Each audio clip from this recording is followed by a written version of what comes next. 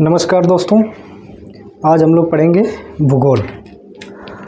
हाँ, भूगोल में टॉपिक वाइज पढ़ेंगे और टॉपिक वाइज पढ़ेंगे और टॉपिक को विस्तार से पढ़ेंगे, जितना विस्तार हो सके कॉम्पिटिटिव एग्ज़ाम के लिए। न कि हम लोग एकेडमिक पढ़ाई नहीं पढ़ रहे हैं, ठीक है। तो हम लोग पढ़ेंगे टॉपिक वाइज और कंपटीशन के लिए। और कंपटीशन में मेन चीज़ होता है फैक्ट, है ना, पॉइंट, जो कि हमारे एग्ज़ाम कॉम्पिटिटिव एग्ज़ाम के लिए काम लायक हो। न कि हमें क्या बोलते हैं, ग्रेजुएशन करना है, नहीं पीजी करना है इससे, ठीक है। कि हम लोग विस्तार से पूरा जो पॉइंट नहीं कॉम्पिटिटिव एग्ज़ाम में काम लायक हो उसको भी लिखेंगे, ठीक है। तो इस बात का आप लोग खास ध्यान रखिए कि हम लोग कॉम्पिटिटिव एग्ज़ाम के लिए भूगोल पढ़ेंगे और कॉम्पिटिटिव एग्ज़ाम से के पर्पज़ से ही पढ़ेंगे। और इस टॉपिक को पढ़ने के बाद इसी पर तुरंत इसी वक्त इसको आप लोग नोट करेंगे, अच्छे से इसको पढ़ेंगे। और इसको पढ़ने के बाद हम लोग फिर इसी टॉपिक पर, जो कि भारत का भूगोल का एक भारत का सामान्य परिचय पर ये टॉपिक बना है। और भारत के सामान्य परिचय पर जो प्रश्न पूछा गया है विभिन्न लोक सेवा आयोगों द्वारा या विभिन्न एग्ज़ाम में पूछा गया है, police exam, SI exam, teacher वगैरह, जिस एग्ज़ाम में भी जियोग्राफी या जीएस के रूप में आती है, तो हम लोग जीएस के पर्पज़ से पढ़ेंगे, है ना। तो जीएस के पर्पज़ से पढ़ेंगे और इसका पीवाईक्यू भी देखेंगे कि कहाँ एग्ज़ाम में कहाँ इससे प्रश्न बने हैं। और हम लोग का एक शेड्यूल रहेगा कि भूगोल में कि डेली बाय डेली एक टॉपिक पढ़ेंगे और डेली उसी टॉपिक का जितना भी पीवाईक्यू विभिन्न लोक सेवा आयोगों द्वारा बना रहेगा। अब विभिन्न लोक सेवा आयोगों द्वारा टॉपिक वाइज पीवाईक्यू भी हम लोग यहाँ पर पढ़ेंगे, सॉल्व करेंगे कि कैसे प्रश्न को सॉल्व करते हैं एग्ज़ाम में, ताकि हम लोग ज़्यादा पैनिक ना हो और ज़्यादा घबराहट ना हो। क्योंकि हम लोग समय को देखते हुए, ध्यान में रखते हुए इतना बेहतरीन तरीके से टॉपिक को पढ़ते हुए उसका पीवाईक्यू हम लोग कर लेंगे कि हम लोग को कोई समस्या नहीं होगी, है ना। एक जगह सब कुछ एक कलेक्शन के रूप में एक वीडियो में एक टॉपिक का सब कुछ मिल जाएगा आप लोगों को। भलों से वीडियो आप लोग को लगती होगी कि अरे घंटा भर क्या ही पढ़ाए होंगे भूगोल, ऐसा नहीं है भाई। देखिएगा, आप लोग पढ़िएगा और उसी एक घंटे की वीडियो में ही टॉपिक भी कवर है। और टॉपिक को आप लोग नोट्स बना लिया करिए। ये शॉर्ट्स नोट्स के रूप में हर टॉपिक का काम कर जाएगा।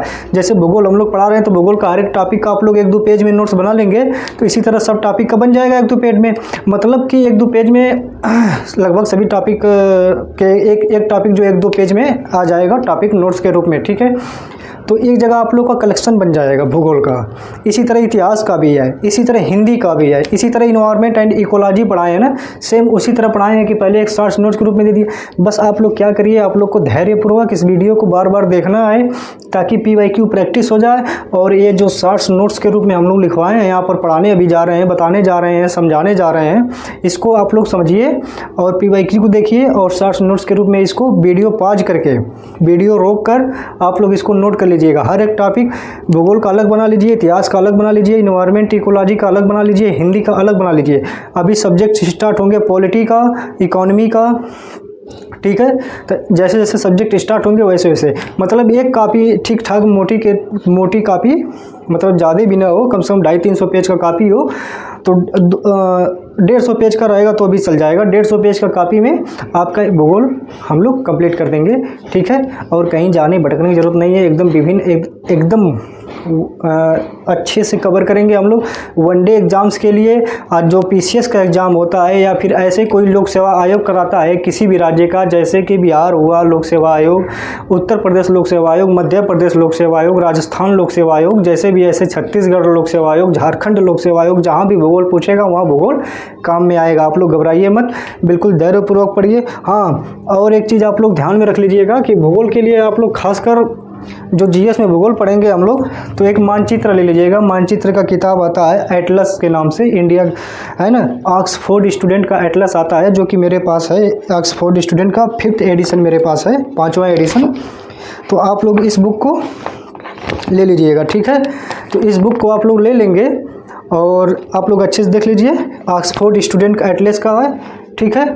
और ख़ास करके इंग्लिश में लीजिएगा आप लोग मैप, ठीक है। इंग्लिश में ही हम लोग मैप को पढ़ेंगे और हिंदी में भी पढ़ेंगे, लेकिन आप लोग मैप जो रखिए इंग्लिश में रखिए, ताकि इंग्लिश में चीज़ें ठीक ठाक बहुत तेज़ी से समझ में आएंगी। क्योंकि इतना छोटा छोटा लिखा रहता है ना कि इंग्लिश में लेना थोड़ा सा बेटर रहेगा, मैं यही समझ रहा हूँ। और बाकी आप लोग जिसमें सहज होंगे उस लैंग्वेज में ले लीजिएगा, उस भाषा में ले लीजिएगा, चाहे हिंदी में चाहे अंग्रेजी में, ठीक है। आप लोग ले लीजिएगा ऑक्सफोर्ड स्टूडेंट एटलस, और इसको भूगोल को हम लोग ऐसे पढ़ेंगे। और इसको टॉपिक को पढ़ने के बाद हम लोग तुरंत उसी वक्त PYQ भी करेंगे कि उस टॉपिक से संबंधित कौन सा प्रश्न पूछा हुआ है, ठीक है, कौन सा प्रश्न पूछा हुआ है। तो इस बात का खास ध्यान रहे कि आप लोग टॉपिक को इसको नोट करते रहिएगा। तो आइए देखते हैं हम लोग कि क्या कैसे क्या चल रहा है, ठीक है। इसको आप लोग नोट कर लीजिएगा, मैं हट गया था वहाँ पे, वीडियो पॉज कर लीजिएगा, नोट कर लीजिएगा। अब फिर आइए हम लोग देखते हैं, नोट करते हुए भी चलिए, पढ़ते हुए भी चलिए, समझते हुए भी चलिए। जो भारत का भूगोल होता है, भारत के भूगोल में एक सामान्य के तौर के रूप में हम लोग जान जाएं, तो भारत का भूगोल एक सामान्य तौर पर जान जाएं। तो आइए देखते हैं, और टॉपिक वाइज पढ़ेंगे, बहुत मस्त तरीके से पढ़ेंगे, आप लोग बस देखते रहिए, ठीक है। और ये जो है भारत का भूगोल सामान्य परिचय के तौर पर, आइए देखते हैं। तो इसका सबसे बड़ा भारत का भूगोल चलेगा, देखिए इस वीडियो में भारत का भूगोल चलेगा। इसका अलग प्लेलिस्ट बना देंगे जो कि भारत का भूगोल होगा।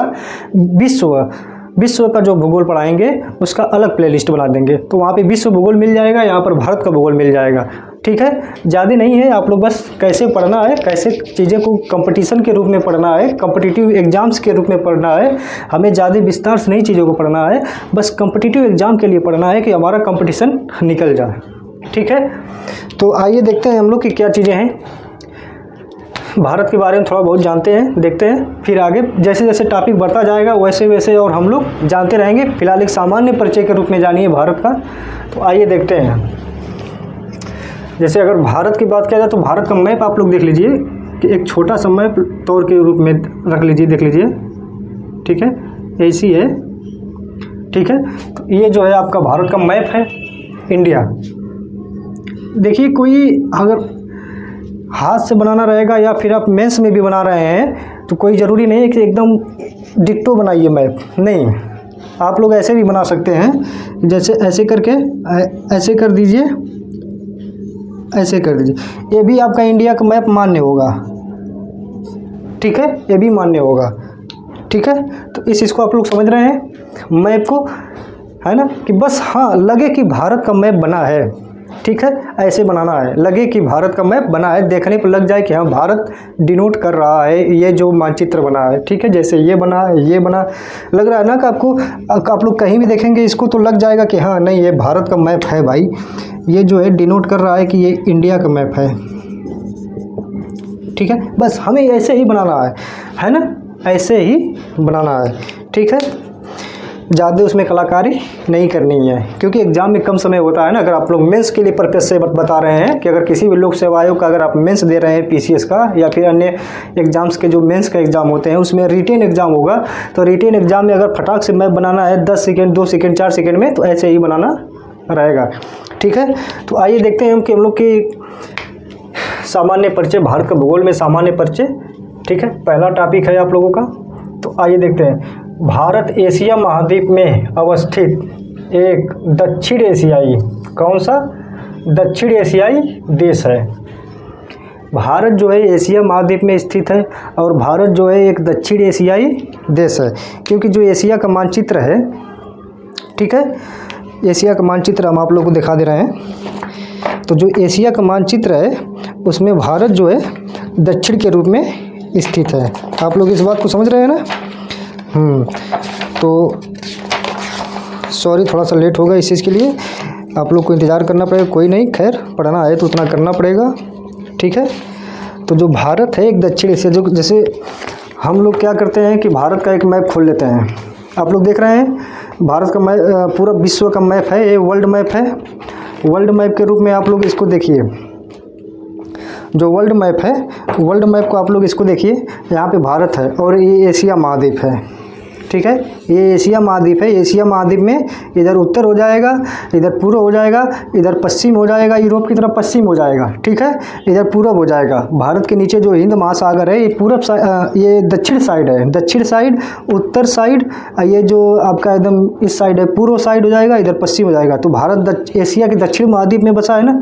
तो पॉइंट में वही कह रहा है कि भारत जो है, ये आप लोग को भारत शायद दिख भी रहा होगा, मैं यहाँ से आप लोग को कैमरे के पास कर रहा हूँ। तो भारत जो है एशिया महाद्वीप के दक्षिणी भाग में है। तो वही कह रहा है कि भारत जो है एशिया महाद्वीप के दक्षिणी भाग में है, ठीक है। तो आइए देखते हैं तो दूसरा पॉइंट आप लोग लिखते चलिए, इसको नोट कर लीजिए। नोट कर लेंगे तो आप लोग के पास सुरक्षित रहेगा चीज़ें, नहीं तो वीडियो बार बार देखते रहिएगा तो भी कोई दिक्कत नहीं। अगर नहीं नोट करना चाह रहे हैं तो बस वीडियो बैठकर बार बार देखिए, जब तक देखिए तब तक आपको चीज़ें आ न जाए, चीज़ें मुँहजुबानी हो न जाए। मैं इतना खुद प्रैक्टिस करवा रहा हूँ बोल के, मैं खुद इतना करवा दूंगा कि आप लोग को नोट करने की भी ज़रूरत नहीं पड़ेगी। बस 2 से 3 बार 4 बार जितनी बार हो सके आप लोग वीडियो देखते रहिए आराम से बैठकर, बिल्कुल ठीक है। दूसरा पॉइंट कह रहा है कि अनियमित चतुष्कोणीय आकृति वाला यह देश हिंद महासागर के उत्तर में अवस्थित है।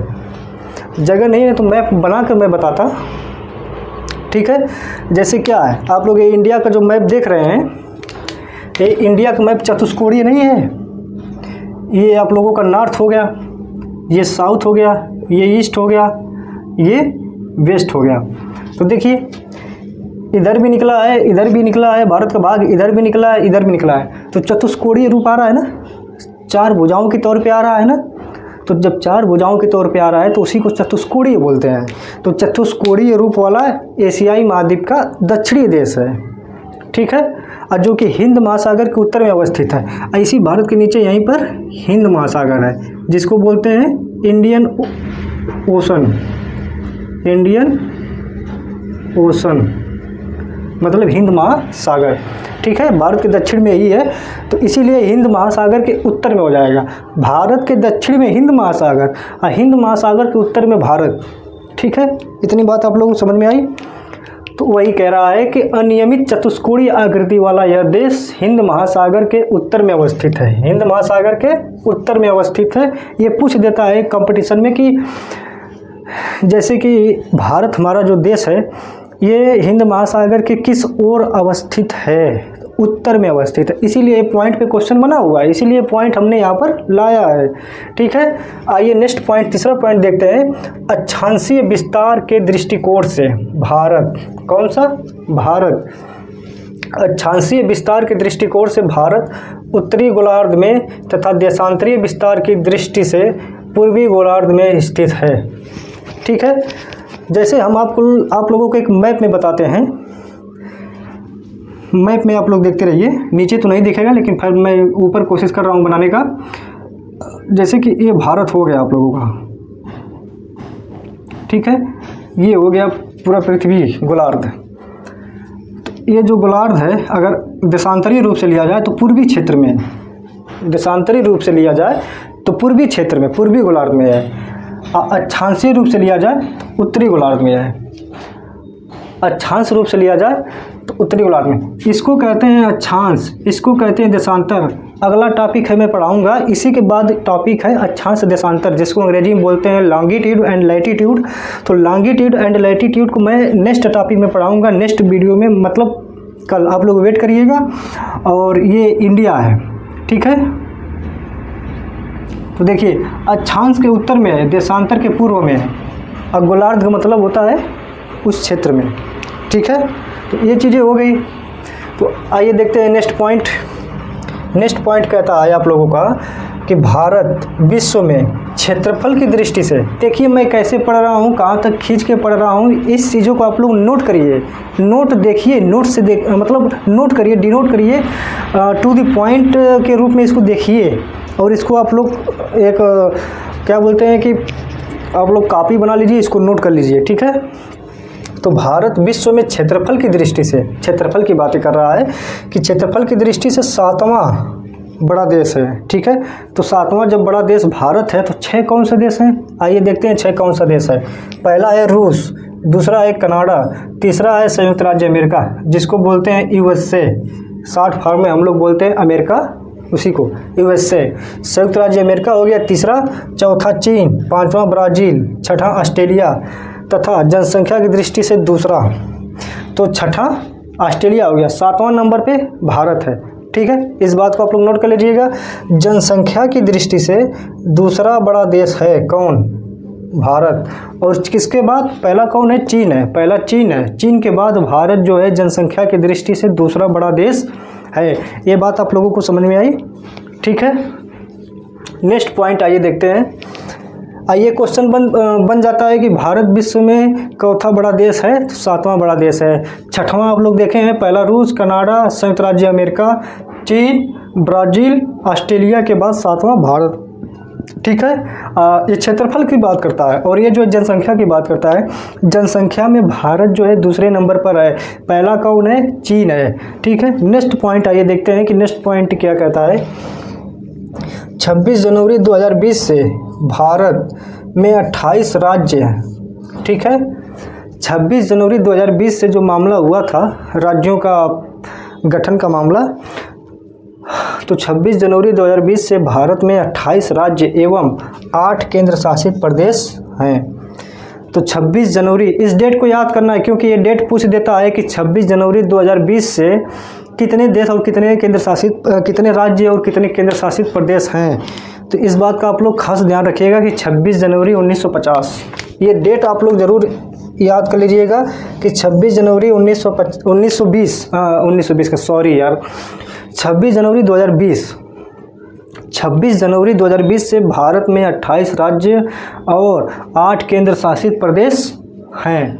ठीक है, 1950 चीज़ें इतनी घटनाएं हम लोग पढ़ चुके हैं कि क्या बताया जाए कि बार बार हर समय 1950, 26 जनवरी 1950 संविधान की बात करता है ना लागू होने की। 26 जनवरी 2020 से भारत में 28 राज्य एवं 8 केंद्र शासित प्रदेश हैं।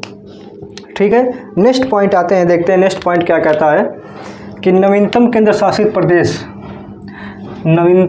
शासित प्रदेश कौन है? दादरा और नगर हवेली तथा दमन और दीव। इतना बड़ा नाम है, दादरा और नगर हवेली तथा दमन और दीव को सबको एक करके नवीनतम केंद्र शासित प्रदेश बना दिया गया है, यूनियन टेरिटरीज बना दिया गया है, न्यू यूनियन टेरिटरीज। कौन? दादरा और नगर हवेली, जिसे 2 केंद्र शासित प्रदेश, दादरा और नगर हवेली तथा दमन और दीव, इन दोनों को मिलाकर बनाया गया है। कौन सा? एक केंद्र शासित प्रदेश बनाया गया है, दादरा और नगर हवेली तथा दमन और दीव। आगे हम लोग मैप में पढ़ते रहेंगे इसके बारे में कि कहाँ कहाँ अवस्थित है ये सब। नेक्स्ट पॉइंट देखते हैं, इससे पूर्व केंद्र शासित प्रदेश जम्मू और कश्मीर तथा लद्दाख हैं। इससे पूर्व यानी नवीनतम यही है, दादरा और नगर हवेली। इससे पहले वाला कौन था? जम्मू कश्मीर और लद्दाख। इनका निर्माण, किनका निर्माण? जम्मू कश्मीर और लद्दाख का निर्माण जम्मू और कश्मीर राज्य के पुनर्गठन के पश्चात हुआ। आप लोग इस चीज़ को समझ रहे हैं? इससे पूर्व केंद्र शासित प्रदेश जम्मू और कश्मीर तथा लद्दाख है। इनका निर्माण जो है जम्मू और कश्मीर राज्य के पुनर्गठन के पश्चात हुआ। ठीक है, और इसके बाद कौन नवीनतम आ गया? दादरा और नगर हवेली तथा दमन और दीव आ गया। इसको एक कर दिया गया है, सबको मिलाकर एक केंद्र शासित प्रदेश का कर दिया गया है। उससे पहले वाला जम्मू कश्मीर और लद्दाख है। ठीक है, नेक्स्ट पॉइंट आते देखते हैं, भारत का किसका दोस्तों? भारत का कुल क्षेत्रफल कितना है?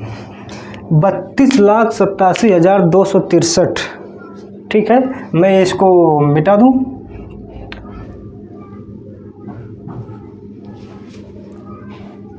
बत्तीस लाख 87,263। ठीक है, इसको ज़रूर आप लोग नोट करिएगा कि भारत का कुल क्षेत्रफल 32,87,263 वर्ग किलोमीटर है।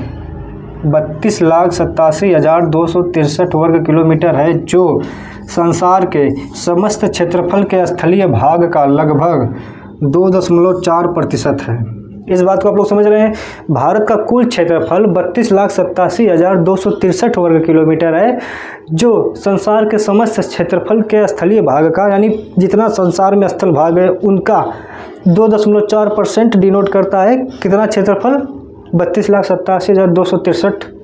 अगर परसेंटेज में आपसे प्रश्न पूछा तो 2.4% स्थलीय भाग का, और क्षेत्रफल में पूछा टोटल तो 32,87,263 वर्ग किलोमीटर है किसका क्षेत्रफल? भारत का क्षेत्रफल।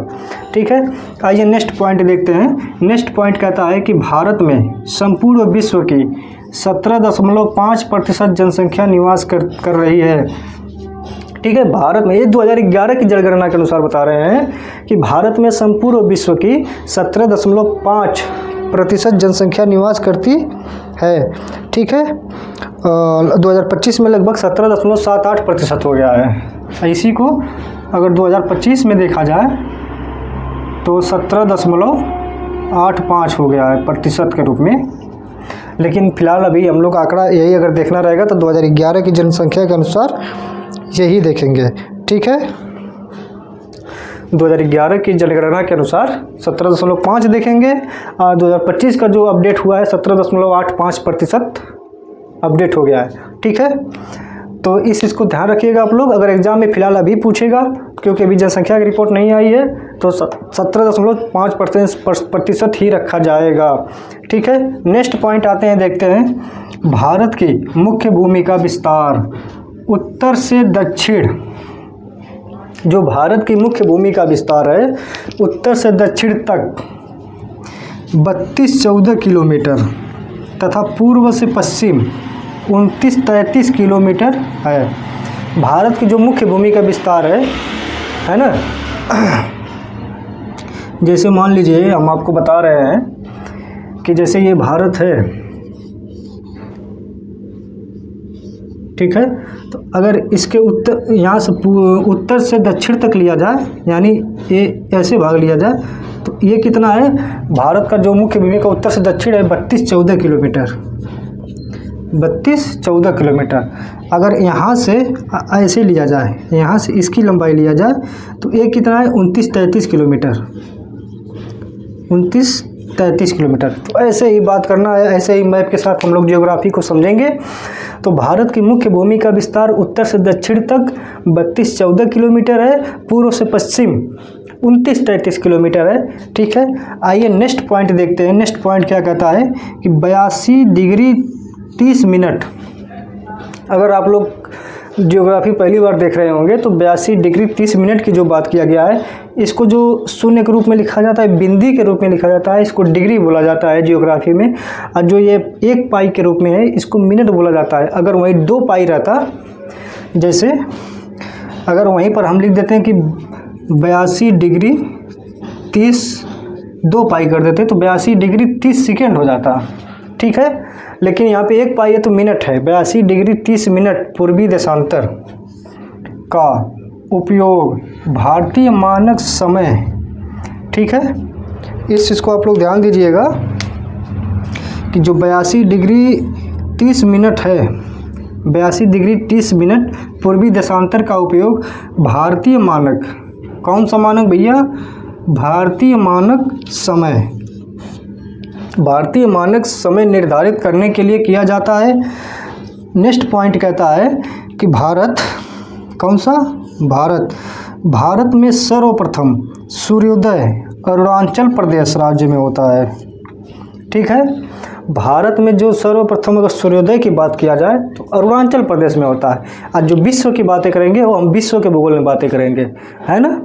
तो भारत में जो फिलहाल हम लोग भारत का जियोग्राफी पढ़ रहे हैं, तो भारत के जियोग्राफी में हम लोग देखेंगे कि सूर्योदय भारत में अगर पूछ दिया कि भारत में सूर्योदय सबसे पहले कहाँ होता है, कहाँ से उदय होता है, तो अरुणाचल प्रदेश से होता है, ठीक है। इस चीज़ का खास ध्यान रखिएगा आप लोग। अब ये भारत का एक सामान्य परिचय के तौर पर हम लोग जान गए। बाकी मैप को और बेहतरीन तरीके से जैसे जैसे पढ़ते रहेंगे वैसे वैसे मैप बनाकर और समझाते रहेंगे। इतना मैप बनाकर समझा दिया जाएगा और आप लोग को दिखा दिया जाएगा चीज़ें, है ना, कि कैसे क्या करना है। अभी सामान्य परिचय है। इसी पर देखिए कितने प्रश्न बने हैं विभिन्न लोक सेवा आयोगों द्वारा, विभिन्न एग्जाम द्वारा कितने प्रश्न बने हैं। उन प्रश्नों को हम जो है PYQ, जिसको प्रीवियस ईयर क्वेश्चंस बोलते हैं, उसको यहीं पर हम लोग सॉल्व करेंगे, यहीं पर देखेंगे कि कितना आसान प्रश्न हो गया है।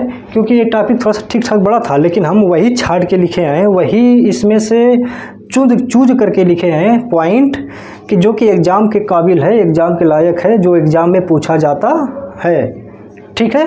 तो इस चीज़ का हम बखूबी ध्यान रखे हैं कि हम लोग ज़्यादा बच्चों को न दें, उतना ही पॉइंट दें जो एग्ज़ाम के लायक हो, ठीक है। तो इस चीज़ को आप लोग नोट कर लीजिएगा। हम एक बार फिर से हट जा रहे हैं, पॉज कर लीजिए, नोट कर लीजिए। इस पर हम लोग PYQ देखेंगे और नेक्स्ट टॉपिक हम लोग पढ़ेंगे अक्षांशीय विस्तार, ठीक है। तो अक्षांशीय विस्तार पढ़ेंगे, फिर देशांतरीय विस्तार पढ़ेंगे, ऐसे पढ़ते पढ़ते टॉपिक वाइज आगे बढ़ेंगे, ठीक है। तो आइए देखते हैं हम लोग इसका, इस टॉपिक से संबंधित PYQ को।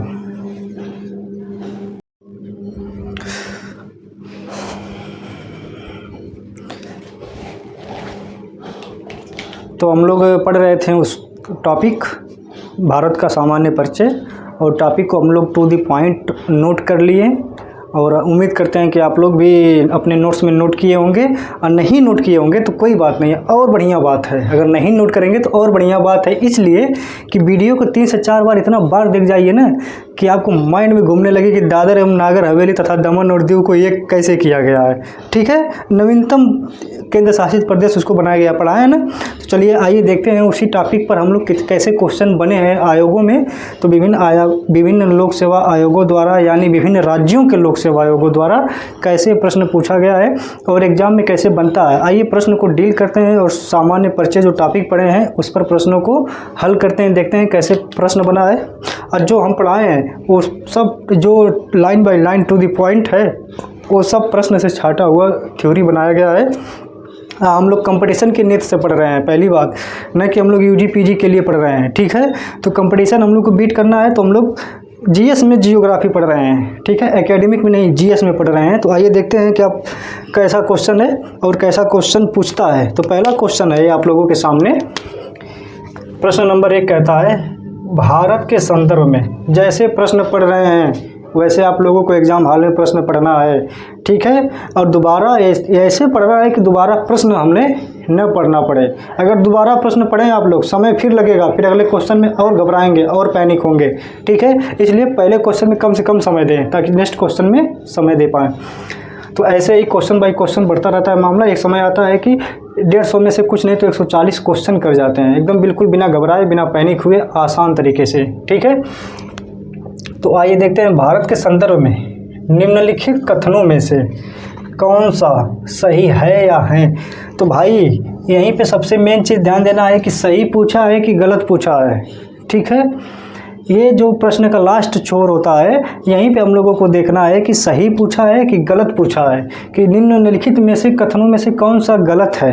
ये भी पूछता है क्वेश्चन, लेकिन लड़के सही मार के जाते हैं तो पता चलता है कि आंसर जो है आंसर की मिलाते हैं तो आंसर दूसरा आ जाता है। तब समझ में आता है कि वो सही और गलत का तो हम ध्यान ही नहीं दिए कि सही पूछा है कि गलत पूछा है। ठीक है, तो यहाँ पे मेन चीज़ हम लोग को ध्यान देना है। ठीक है, अब प्रश्न के 10 प्रश्न में 1-2 प्रश्न ऐसे होते हैं जो कि ऐसे डाल देता है कि गलत हैं, निम्नलिखित में से कौन से गलत हैं। 10 प्रश्न में से 2 प्रश्न डाल देता है, वहीं बच्चा कंफ्यूज हो जाता है क्योंकि 8 सही करते करते आता है, 2 में वो भी सही कर देता है जबकि पूछा रहता है गलत। ठीक है, तो भारत के संदर्भ में पूछा है ना कि कौन सा कथन सही है। तो आइए कथन देखते हैं। पहला कथन है भारत विश्व का 6ठा सबसे बड़ा देश है। क्या मैं ये पढ़ाया हूँ भारत विश्व का 6ठा सबसे बड़ा देश है कि 7वां सबसे बड़ा देश है। आइए प्रश्न नंबर 2 देखिए, कथन 2 देखिए, संसार का लगभग 2.4% क्षेत्र भारत के अंतर्गत आता है। ठीक है, कथन नंबर 3 देखिए, कर्क रेखा देश के बीच से गुजरती है जो अक्षांशीय विस्तार को 2 बराबर भागों में बांटती है। कथन 2 समझ में आया। कथन 3, कर्क रेखा देश के बीच से गुजरती है जो अक्षांशीय विस्तार को 2 बराबर भागों में बांटती है। क्या ये कथन सही है या गलत है। ठीक है, अब कथन 4 देखिए कि कथन 4 क्या कहता है। भारत पूरी तरह से उष्णकटिबंधीय क्षेत्र में स्थित है। ये 4 कथन दिए गए हैं, चारों कथन आप लोग को देखना है ध्यान से, और चारों कथन देखने के बाद आप लोग कूट का प्रयोग करके आंसर दीजिए कि कौन सा ऑप्शन सही है। तो 4 कूट आप लोग देख लिए, 4 कथन 1 2 3 4, चारों कथन को सही से पढ़िए और चारों कथन को पढ़ने के बाद है ना कूट से सही उत्तर का चयन करना है, गलत उत्तर का नहीं चयन करना है, सही उत्तर का चयन करना है। यहाँ पर भी देखना पड़ेगा ऐसे प्रश्नों में, क्योंकि लेंदी प्रश्न बना हुआ है प्रश्न, तो ऐसे प्रश्नों का। ठीक है, तो आप लोग इन चारों कथन को ध्यान से पढ़िए और कूट का प्रयोग करिए। कूट का प्रयोग करना है आप लोगों को, इस बात का ध्यान रहे। कूट का प्रयोग करके आंसर देना है। तो कमेंट बॉक्स में आप लोग कथन पढ़ते रहिए, तब तक मैं कूट पढ़ रहा हूँ। ठीक है, देखिए ऑप्शन ए कहता है 2 तथा 4 सही है, ऑप्शन बी कहता है 1 तथा 2 सही है, ऑप्शन सी कहता है 2 तथा 3 सही है। ठीक है, कूट बता रहे हैं आप लोगों को, और ऑप्शन डी कहता है 3 तथा 4 सही है। तो इन कूटों में से ए बी सी डी में से कौन सा ऑप्शन सही है, ज़रा आप लोग कमेंट बॉक्स में कमेंट करिए कि कौन सा सही है। फटाक से करिए, आप लोगों के पास मात्र 5 सेकंड का समय है। अब 5 सेकंड में आंसर दीजिए कि आंसर क्या होगा। अब ऐसे प्रश्नों का आंसर 5 सेकंड में देना बनता है, ठीक है, क्योंकि कथन पढ़ते वक्त ही आंसर मिल जाता है। मैं पढ़ा चुका हूँ विधिवत इन सबको। जल्दी बताइए, आप लोग के पास 5 सेकंड का समय है।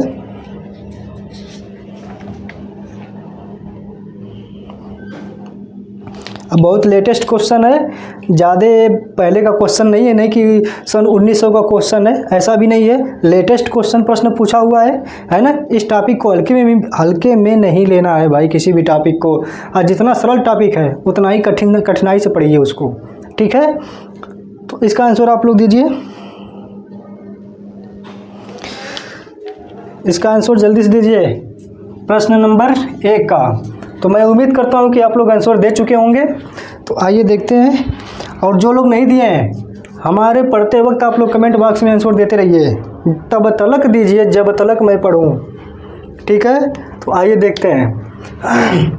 प्रश्न नंबर 1 यही कहता है ना कि निम्नलिखित कथनों में से कौन सा सही है। सही पूछा है, तो हमें इसी से मतलब है कि सही है, ठीक है।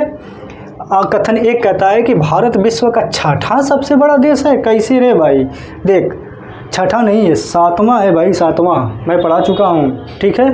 तो ए ऑप्शन गलत हो गया, पहला कथन गलत हो गया। कथन 2 कहता है कि संसार का लगभग 2.4% क्षेत्र भारत के अंतर्गत आता है।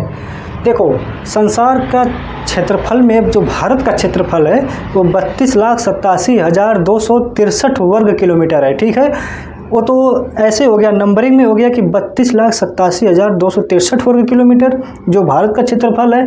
और इसी को संसार का क्षेत्रफल और भारत का क्षेत्रफल का अगर परसेंटेज में निकाला जाए तो 2.4% आ जाएगा, ठीक है। तो भारत का संसार के क्षेत्रफल का लगभग 2.4% क्षेत्रफल भारत का है, ठीक है। ये बात समझ में आ रही है आप लोगों को। तो कथन 2 सही है। अब कथन 3 देखिए। कथन 3 क्या कहता है कि कर्क रेखा देश के बीच से गुजरती है। बात सही है भाई। देखो, ये आपका मान लीजिए भारत है, ठीक है, ये भारत है। कर्क रेखा ऐसी ही गुजरती है ना, कर्क रेखा, ठीक है। तो कर्क रेखा भारत के बीच से गुजरती है, यानी भारत को 2 बराबर हिस्सों में बांटती है। तो कर्क रेखा भारत के बीच से गुजरती है। अब आप लोगों का काम है कि कमेंट करिए कि किन किन राज्यों से होकर गुजरती है कर्क रेखा भारत के, ठीक है। तो आइए देखते हैं। कर्क रेखा देश के बीच से गुजरती है जो अक्षांशीय विस्तार को 2 बराबर भागों में बांटती है। बिल्कुल सही है भाई, 2 बराबर भागों में बांट रही है, ठीक है। कथन 3 भी सही है, कथन 2 भी सही है, कथन 1 गलत है, ठीक है। कथन 4 देखते हैं कि भारत पूरी तरह से उष्णकटिबंधीय क्षेत्र में है। तो ठीक है, कर्क रेखा देश के बीच से गुजरती है जो अक्षांश विस्तार को 2 बराबर भागों में बांटती है। तो अगला टॉपिक इसके बाद आप लोग का अक्षांश देशांतर होगा, मैं बता रहा हूँ, ठीक है। अक्षांश जो है जो क्षैतिज होती है, ठीक है, इसको अक्षांश कहते हैं, अक्षांश रेखा, ठीक है। देशांतर रेखा की बात आती है तो देशांतर रेखा इसको कहते हैं। जैसे ये ऐसे जब रेखा बांटेगी भारत को लंबवत में तो इसको देशांतर रेखा कहते हैं, ठीक है। इसको क्या कहते हैं बच्चों, देशांतर रेखा। तो वहाँ पर प्रश्न में क्या पूछा हुआ है, सिर्फ अक्षांश रेखा पूछा हुआ है, ठीक है, यानी कि क्षैतिज। तो भारत को क्षैतिज 2 बराबर भागों में बांट रही है, तो बात सही है। तो ठीक है, आप लोग यहाँ देखें कि अक्षांश वाला पूछा है, यानी क्षैतिज वाला पूछा है, ठीक है। तो 2 बराबर भागों में बांटता है, सही हो गया।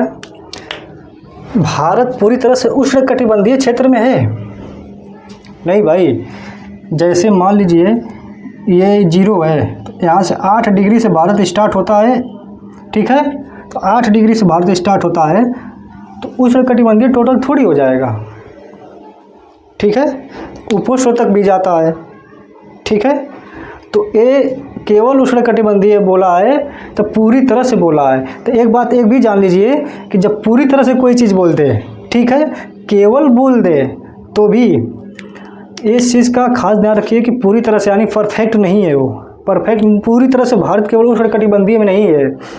ये भी जान लीजिए, अगर यहाँ पर पूरी तरह के अलावा केवल भी प्रश्न में पूछ दे, वो प्रश्न अगर नकारात्मक नेगेटिव सेंस में जा रहा है, एक्सट्रीम लेवल पे जा रहा है, एक्सट्रीम लेवल पे, तो एक्सट्रीम लेवल पे यानी पूरी तरह से कैसे हो सकता है भाई?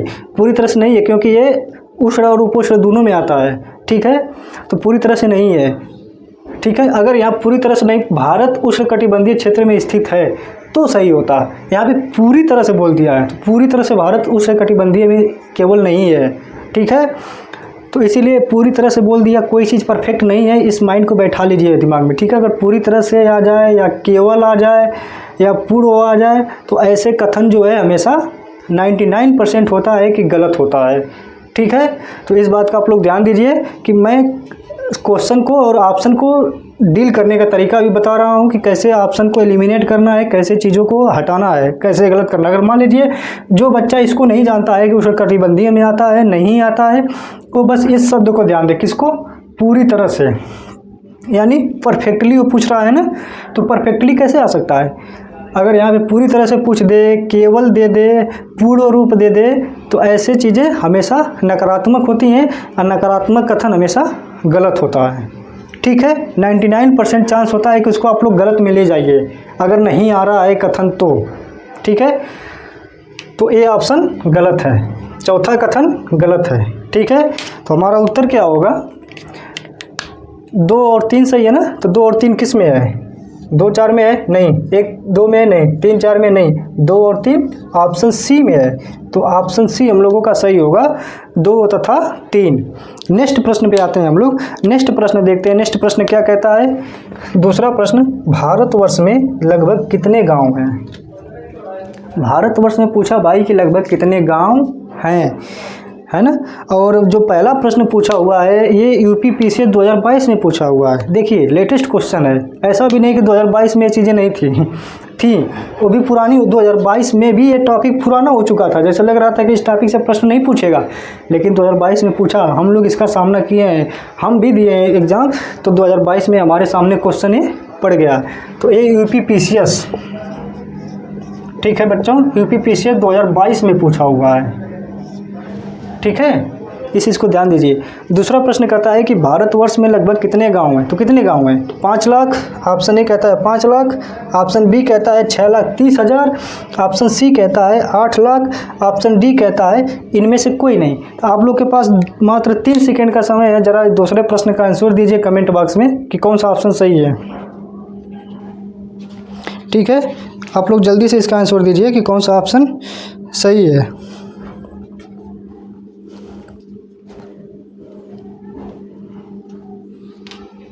तो आइए देखते हैं कि आप लोग दूसरे का आंसर दे चुके होंगे कमेंट बॉक्स में। तो भारतवर्ष में लगभग कितने गांव हैं? 5 लाख नहीं, 8 लाख नहीं, 6,30,000 नहीं, इनमें से कोई नहीं, इनमें से कोई नहीं। ऑप्शन डी सही है, क्योंकि जो गांव लेटेस्ट आंकड़ा बता रहा हूं कि 64,0932, ठीक है। भारत में गांवों की संख्या कितनी है? गांव की संख्या 64,0932, ठीक है, 64,0932। और ये प्रश्न आपका पूछा है एमपीपीसीएस 2010 में पूछा हुआ है, ठीक है दोस्तों। एमपीपीसीएस 2010 में पूछा हुआ। देखिए यूपी में भी पूछ रहा है इस टॉपिक से, एमपी में भी पूछ रहा है। आइए नेक्स्ट प्रश्न देखते हैं। तीसरा प्रश्न क्या कहता है? तो गांवों की संख्या 64,932 है। इकाई, दहाई, सैकड़ा, हज़ार, 10 लाख, 6,40,932 है। सॉरी, 6,40,932 गांव है। किसमें? भारत में। भारत देश में 6,40,932 गांव हैं। आइए तीसरा प्रश्न देखते हैं कि आप लोग के सामने तीसरा प्रश्न है। तीसरा प्रश्न क्या कहता है? तो तीसरा प्रश्न है क्षेत्रफल की दृष्टि से। मैं सब जितने क्वेश्चन पूछे जा रहे हैं सबका to the point note by note हम करा चुके हैं, शुरू से वीडियो देखिएगा, ठीक है। तो क्षेत्रफल की दृष्टि से भारत का विश्व के देशों में कौन सा स्थान है? समझे आप लोग? क्षेत्रफल की दृष्टि से भारत का विश्व का विश्व के देशों में कौन सा स्थान है? 5वां स्थान है, 6वां स्थान है, 7वां स्थान है, 8वां स्थान है। यानी भारत चौथे नंबर पर है। यूँ कह लीजिए कि क्षेत्रफल की दृष्टि से पूछ रहा है, मतलब वो कथन में कहा नहीं है लेकिन है। तो बताइए भारत चौथे नंबर पर है। 5वां, 6वां, 7वां, 8वां आप लोगों के पास 2 सेकंड का समय है। ज़रा इसका फटाक से कमेंट बॉक्स में आंसर करिए कि कौन सा ऑप्शन सही है। जो क्षेत्रफल की दृष्टि से पूछा है, क्षेत्रफल की दृष्टि से भारत विश्व में चौथे नंबर पर है। मैं पढ़ाया हूँ, अभी पढ़ाया इसी वक्त, ठीक है। देखिए प्रश्न बना हुआ है, ठीक है। मैं उम्मीद करता हूँ कि आप लोग आंसर दे चुके होंगे। तो आइए देखते हैं कि इसका आंसर क्या होगा। यही कह रहा है ना तीसरा प्रश्न, क्षेत्रफल की दृष्टि से सबसे चीज़ है, मेन पॉइंट कीवर्ड देखना। क्षेत्रफल की दृष्टि से पूछा हुआ है, भारत विश्व के देशों में कौन सा स्थान है, ठीक है पूछा है। तो 5वां नहीं, 6वां नहीं, 8वां नहीं, 7वां है, मैं बता चुका हूँ। इससे पहले रूस, कनाडा, USA, ठीक है, चीन, ब्राज़ील वगैरह बता चुका हूँ, ठीक है। 7वां नंबर पे है भारत, ठीक है। और एक प्रश्न आप लोगों का पूछा हुआ है, झारखंड PCS में पूछा हुआ है 2016 में। कौन सा पूछा है दोस्तों? JPSC JHPCS 2016 में पूछा हुआ है, यानी झारखंड PCS पूछा हुआ है। देखिए यहाँ पे MP PCS पूछ रहा है, UP PCS पूछ रहा है, झारखंड PCS पूछ रहा है, ठीक है। 7वां, ठीक है। प्रश्न तीसरा आप लोग देखे हैं कि झारखंड PCS में पूछा हुआ है। एक प्रश्न देखें, पहला प्रश्न आप लोग UP PCS पूछ चुका, दूसरा प्रश्न आप लोग देखें कि MP PCS पूछ चुका, तीसरा प्रश्न देखिए झारखंड PCS पूछ चुका। एक सामान्य सा परिचय है केवल भारत का, उससे देखिए कितने आयोगों पूछ रहे हैं प्रश्न। 2022 तक के लेटेस्ट प्रश्न पूछे जा रहे हैं, ठीक है। आइए नेक्स्ट प्रश्न देखते हैं कि नेक्स्ट प्रश्न क्या कहता है। प्रश्न नंबर 4 है आप लोगों के सामने कि भारत के लिए, देखिए कैसे प्रश्न पढ़ रहा हूँ ध्यान से, ऐसे ही बिल्कुल प्रश्न पढ़ना हुआ है, पढ़ना है एग्ज़ाम हॉल में, ठीक है। हम लोग डिनोट करेंगे डायरेक्ट एग्ज़ाम हॉल को माइंड में बैठा के चीज़ें पढ़ना है, खासकर हमारे यहाँ, वरना नहीं पढ़ना है, ये भी ध्यान दीजिए। भारत के लिए निम्नलिखित कथनों में से कौन सा असत्य है? क्या कथन, ठीक है। हालांकि प्रश्न में नहीं दिया गया था लेकिन मैं लिख दे रहा हूँ कौन सा कथन असत्य है। अब देखिए मैं बार बार यही कहता हूँ कि यहाँ पे अक्सर सत्य पूछता है, अक्सर सही पूछता है, ठीक है, लेकिन यहाँ पे इस बार पूछा है असत्य, गलत पूछ दिया। अब कुछ लोग आंसर इसको करेंगे कि नहीं ये वाला कथन सही है, मार के धीरे से गोलियां कर चले जाएंगे ठीक है। तो यहीं पर चौथा प्रश्न को असत्य पूछ दिया है। इसी बात को खासकर ध्यान देना है। मैं बच्चों जब भी प्रैक्टिस कराता हूं, खासकर प्रश्न के लास्ट में क्या पूछा है, सही पूछा है, गलत पूछा है, सत्य पूछा है, असत्य पूछा है, बता दिए ना कि मिजोरम की जगह अरुणाचल प्रदेश होगा। तो ऑप्शन डी आप लोगों का गलत है। जब ऑप्शन डी गलत है तो पूछा है, गलत ही पूछा है, यानी असत्य पूछा है तो गलत पूछा है, तो गलत को ही आंसर लगाएंगे डी। जो पूछा रहेगा वही आंसर लगाएंगे। सही पूछा है तो सही का लगाएंगे, गलत पूछेगा तो गलत का लगाएंगे, ठीक है। एग्जाम हॉल में ये माइनर इशू होता है, इसी पर खास कर ध्यान देना है, ठीक है। मेन क्रक्स वही होता है प्रश्न का जो लास्ट में पूछा है कि क्या गलत पूछा है, सही पूछा है पूछा है, नहीं पूछा है, ठीक है। नेक्स्ट प्रश्न देखते हैं हम लोग कि भारत का क्षेत्रफल संसार के क्षेत्रफल का 2.4% है, परंतु इसकी मानव जाति का 16% जनसंख्या है। ऑप्शन बी आप लोग सामने कहता है कि संपूर्ण मानव जाति का 17% जनसंख्या है। ऑप्शन सी कहता है संपूर्ण मानव जाति का 18% जनसंख्या है। ऑप्शन डी कहता है संपूर्ण मानव जाति का 28% जनसंख्या है, ठीक है। तो ये आप लोगों के सामने 5वां प्रश्न है।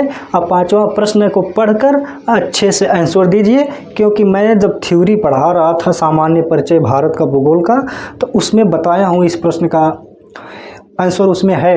अगर आप लोग अच्छे से पढ़े होंगे उस चीज़ को, वीडियो फिर से रिकॉर्ड कर लीजिए, देख लीजिए और इसका आंसर आप लोग बताइए कमेंट बॉक्स में। आप लोग के पास 4 सेकंड का समय है, क्योंकि भाई देखो हम लोग सेकंडों में चलेंगे तभी काम हो पाएगा, अदरवाइज़ बड़ा मुश्किल हो जाएगा।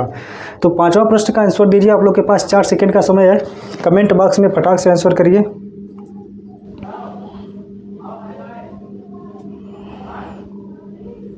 क्योंकि मैं इसका अपडेटेड भी बता चुका हूँ और इसका जो 2011 की जनगणना के अनुसार है वो भी बता चुका हूँ।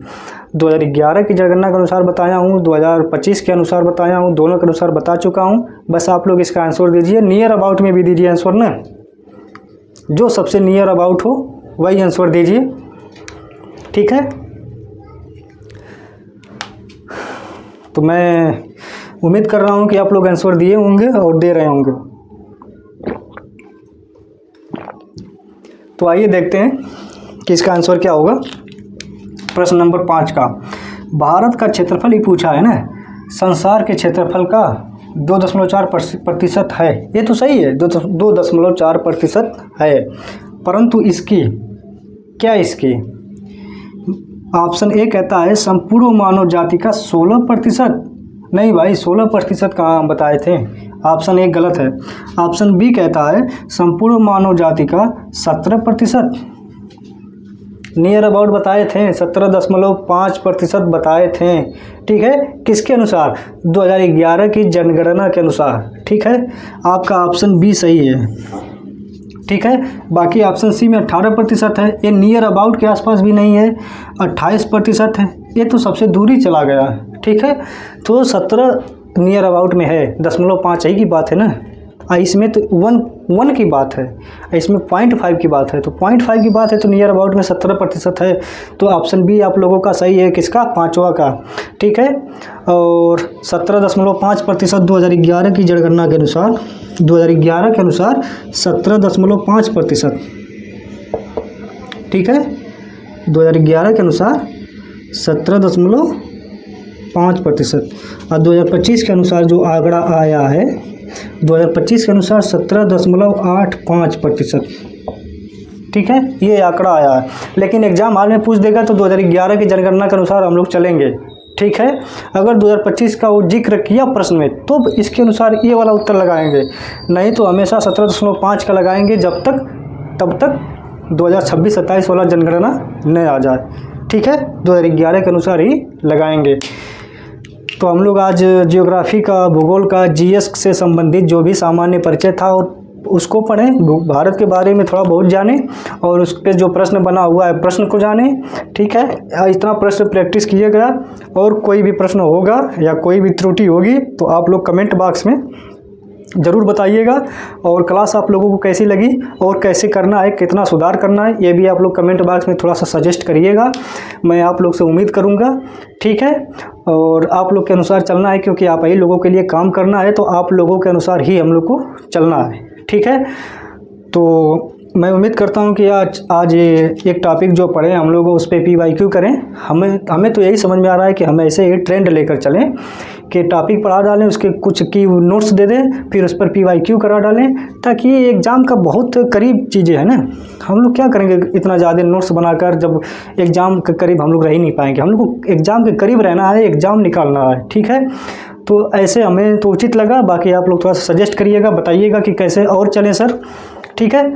और जियोग्राफी पढ़ें। अब नेक्स्ट टॉपिक नेक्स्ट डे पढ़ेंगे हम लोग। नेक्स्ट टॉपिक है अक्षांश और देशांतर, लॉन्गिट्यूड एंड लैटिट्यूड। तो अक्षांश देशांतर को पढ़ने के लिए अब हम लोग कल पढ़ेंगे। फिलहाल इसको पढ़िए। और इन्वायरमेंट में चीज़ें चल रही हैं, हिस्ट्री में चीज़ें चल रही हैं, हिंदी में चल रही है।